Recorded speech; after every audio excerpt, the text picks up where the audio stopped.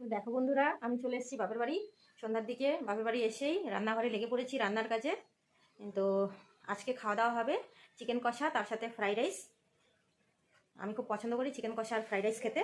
তো এসে নিজের হাতে রান্না চাপিয়ে দিয়েছি, কাউকে হাত দিতে দেইনি। তো হেল্প করে দিয়েছে, মশলা টশলা সব বেটে দিয়েছে দিদি, আর আমি রান্নাটা করছি। তো দেখে নাও একটু রান্নাটা। এই যে দেখো, এখানে চিকেন রান্না করছি।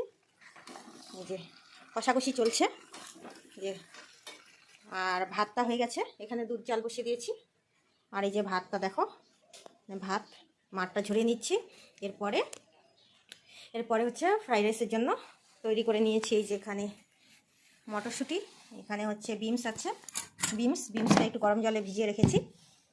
আর এখানে গাজর, এগুলোকে ধুয়ে টুয়ে তারপরে ফ্রাইড রাইস রেডি করে নেব। এই যে খাওয়া দাওয়া শুরু হয়ে গেছে, বাড়ি নিয়ে এসেছি, তোমাদেরকে তো দেখালাম।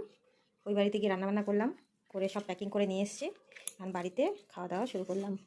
এখন বাজে রাত 10:30। এই যে ফ্রাইড রাইস, এখানে আছে চিকেন। আর এই যে শুরু করে দিয়েছে আমার হাজব্যান্ড, আমি এখন শুরু করব। হ্যাঁ, বরমশাইয়ের পুরো গরম লেগে গেছে। এইমাত্র বাড়ি আসলো, এসেই জামা কাপড় খুলে স্যান্ডো গেঞ্জি পরে খাওয়া দাওয়া শুরু করে দিয়েছে। অনেক রাত হয়ে গেছে, বাইরে প্রচণ্ড ঠান্ডা। তো আজকের খাওয়াটা জমে গেছে, ঠান্ডার মধ্যে ফ্রাইড রাইস আর চিকেন।